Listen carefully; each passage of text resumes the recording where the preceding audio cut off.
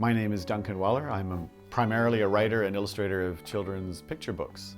I also write stories for adults, working on a novel for adults, got a couple young adult novels on the go, poetry book, maybe another one coming up, and also a visual artist, so I have art shows every once in a while. It was a slow development. Getting into artwork was a slow development. It started with doing comic books. I remember distinctly when I was trying to draw the Pink Panther, and I wanted to see if I could draw it without looking at the picture, to coming up with I stopped doing comics and stuff for a long time, and then when in university they asked me to do a strip.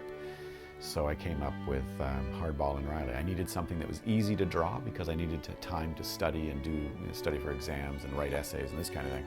So I came up with these two little ball characters. I couldn't stop doing detail, so I did these incredibly elaborate backgrounds. It came with this really weird contrast of simple cartoons with realistic humans in the background.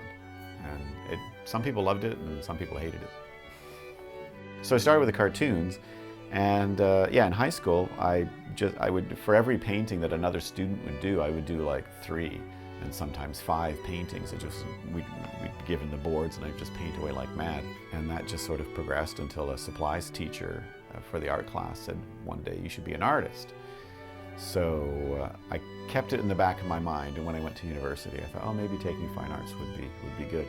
But I took 1 year of fine arts, and what they taught was mostly contemporary art, or at the time they called it modern art or abstract painting. Yeah, it wasn't really my thing, so I wanted to explore my own ideas, and with what they were teaching, it was more you had to do this. And anytime someone tells you you have to do something, you want to reject it. So I switched to English literature and studied that instead, which helped later for the children's books for sure. I can't remember when I got specifically into children's books. I remember I was about 17 and somebody asked me at a party one time, what are you going to do in the future? What are you going to do when you graduate from school? And I remember thinking, nah, maybe I'll do kids' books. And whoever the friend was said, yeah, you'd probably be good at that. So I had that in the back of my mind. Oh, there was an art show I saw that, I believe it was Ian Wallace. And he's not a bad illustrator, but when I saw his work, I thought, I think I could do better, which is a terrible thing to say. But I thought, well, if he's doing all right, maybe I could do that too. And if he's considered sort of the top illustrator in Canada, I thought, well, you know, maybe there's money in this. And later I discovered how hard it was, but that was partly the inspiration. And then it was more about, if you wanted to say something, you could layer meaning in a story. If you used visuals and text, you could say more than just one thing. So for example, if you think of a political cartoon, every single page of a children's book in the visuals could say something, or a bit of an add-on to what was said in the text. My personal favorite work is usually, yeah, it's pretty much the next book, you know, what I'm working on now or what's coming up. So I can't wait to get into The Girl from the Moon, which is a companion piece to The Boy from the Sun. The book that I worked the longest on and I thought would sell millions of copies was Nightwall. I spent like 5 years working on the illustrations and the story, and did all the research and photography for it, and created all these original monsters and everything for the book.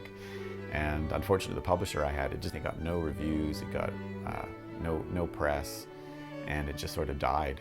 I guess I'd have to say that was one of my favorites, but the next one is one I'm always thinking about more than the past.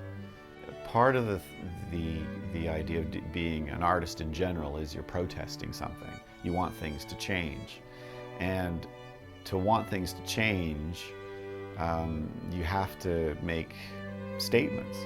But I'm kind of fighting in a certain way some ideologies that I disagree with. But I don't know how much influence you can have as a children's book author. But it's more about entertaining the kids first. If you can't entertain them, there's no point in having any message. And so sometimes the message gets dulled down in favor of just making sure it's a good book. And if I can get a message across, then that's awesome.